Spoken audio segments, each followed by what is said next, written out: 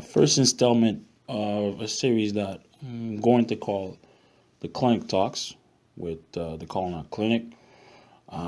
Today I wanted to talk about fake. Definition on Google would be a thing that is not genuine, a forgery or sham. Um, so I had so the reason for this talk is that I had an interesting conversation with a friend of mine, and we were talking about how he loves going to strip clubs and whatnot. And he said that the funny thing is, there's a specific strip club that he goes to where he always see people that he knows, referring to the girls that are actually stripping. So he told me that even though he knows them and they know that my buddy in particular recognizes them, some of them don't acknowledge it, some of them just ignore him, and some of them are trying to have him not say anything to anyone as if it would be an issue. Um, so because of that, I decided, hey, maybe I should do a talk about the subject. So here, what he had to say, he said about fakes. He said this is how most people are in this generation, a bunch of fakes who aren't how they say they are, or even if you do tell them what they are, they try to hide it until they get called out about it. And even then, sometimes they still deny it. So it's very interesting. It's a very interesting take. Um, and I agree with it. I just don't understand why are we so quick to hide. It's almost like we're ashamed of what we are or what we have become, and we don't want the judgment of other people. The only thing is that most people are not responsible for our lives. So it begs the question, why exactly do we want the approval from those people? Um, and also, it also begs the question, well, why do we seem to just allow fakeness to be the standard in society? In the sense that being fake and then showing knowingly that, okay, I'm I'm not necessarily showing that I'm a fake, but I'm showing that I'm in, I love everyone, and without trying to either hurt people with what I'm trying to say, or not not bring light to a situation only because it's more easier to deal with. It's a standard. It's almost like if I have to critique anything that's going on, nobody's looking at if it's truthful, if it makes sense what I'm saying. People will just look at, oh well, you're a hater because you wish you could do that, or you're just saying that because you're jealous or something. So it's very interesting take, and I hope once you guys listen to the talk, maybe you'll have opinions to why we just allow fakeness to be our standard. And once we have somebody that rises above it and then is demanding questions, and then we either get pissed off and then we discard that person, or we go right back into, we try to shame that person now, and we say, well, I did this, and that, but you're not perfect either. And again, it doesn't change the fact that what we're doing or the way we're acting is fake anyway. So, and it's the same thing with apologies, which I found and also a description on Google.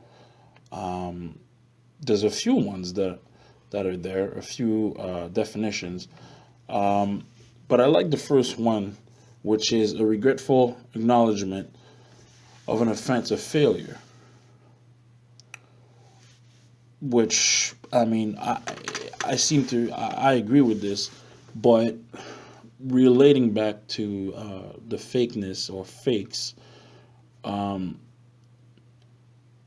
we apologize for something that we felt we fell on, or we decided to fail, or we were trying to do something good and we fell on it.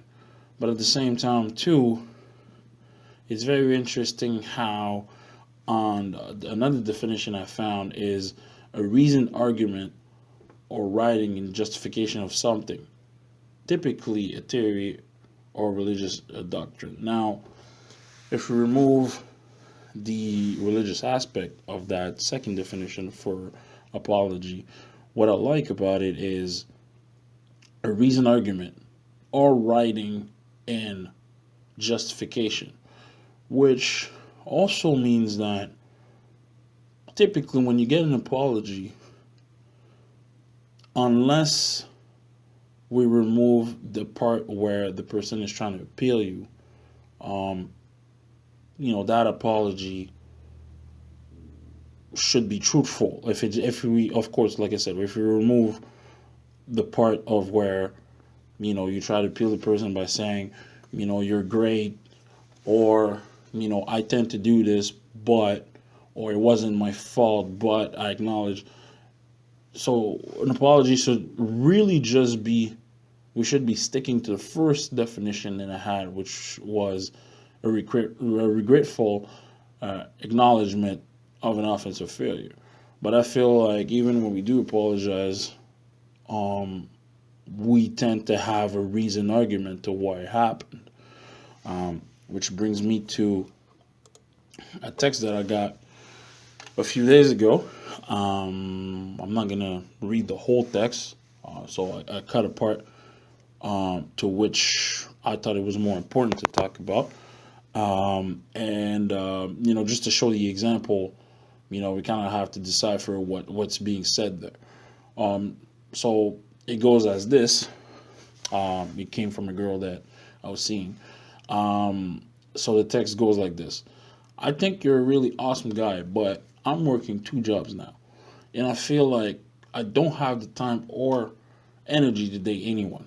I'm sorry, you seem great, but I think I just want to be single right now and focus on me. So if we look at this quote unquote either a breakup message, which I can't really consider it one, considering the fact that we were only dating for a couple weeks. The only problem I would have with this or issue is the fact that the message started off by saying, well, I think you're a really awesome guy. Well, first of all, I think I am too, but more importantly, it doesn't change from the fact that you're about to take the decision of not seeing me anymore. So for me, it kind of adds to the blow, because it's like, despite the fact, if we remove the think, the I think from the beginning of the sentence, and we put instead despite. So despite the fact that you are an awesome guy, the fact that I'm working 2 jobs now, I feel like I don't have the time and energy to date anyone. I'm sorry, but despite the fact that you seem great, I think I just want to be single right now or focus on me. So for me, that's how it sounds like. So I would rather just have a message saying, I want to be single, or, I think it's better that way. I don't really like cliches, but it's just like, why do you have to justify yourself? It's almost like trying to convince yourself that you're doing the right decision. Now, maybe back in my younger days, I would probably try to either reason the person or maybe talk to them and say, well, you know, that's okay. Maybe we should be friends, or maybe once things settle down, we'll be able to date back. Only issue with that is, now that I'm older, I understand that if someone, gives you justification like that, which is pretty much an apology, as we talked about before. So they give you an apology to why they're doing this, knowing that there's no reason for it. We were just hanging out, everything was going great, and of course, the signs were there where, the person doesn't text you as much as they should, or their reply takes a long time. And again, maybe they were busy. Life isn't easy, and I'm not trying to throw that person on the bus. But what I'm trying to say is, we tend to do that a lot, where we try to, have a justification to what we're doing, but there's no justification at all. If you feel that way, you feel that way. But it sounds really cheap when you start off by praising me for being this awesome guy. Now it begs the question, well, if I was this really awesome guy, why does it matter now that because you're so busy, you're just letting that awesome guy and that great thing going? Why not just have a quote unquote either a break, or have, a different way of going about things? Even disappearing at this point seems to be better, because at that point, I know you're not making the effort at all. But I don't know if people think that, an apology like this, and it could be for anything, even for a job where, you get a letter saying, we thank you for your service, but unfortunately, we feel like, you can't work for a company anymore. We'll give you your 2 weeks and you can get going. You were a great candidate for us, and you did wonderful to the company. But I know it's being polite, but it returns back to this idea of being fake. Because it's a sham. It's not real. It's not, what you're saying ultimately brings my demise. It undermines me to an extent. So I don't know if I'm reading too much into this, or to what my buddy said too, but I just feel like maybe we should be more truthful when it comes to things like that. You don't necessarily need to have a reason for things like that, especially when we talk about relationship, or even a job too. I mean, this is why there's a 3 month period for a job. Just because at that point it kind of protects you from, having, let's say, a manager being mad that day, and then not liking your face, and then deciding that, okay, well, I'm just gonna fire this guy and not care. But at the same time too, even if we look at those protections, it doesn't change the fact that the content of either the letter we're getting because we're getting fired, or because it's going to be changing the job, or again, as a text message I got from a girl that decides, okay, cool, I don't want to date you anymore. I mean, you could just say that, there's too much going on, we shouldn't date. But it's almost, at first it hurts a bit, but I mean, I know better now to care about things like that.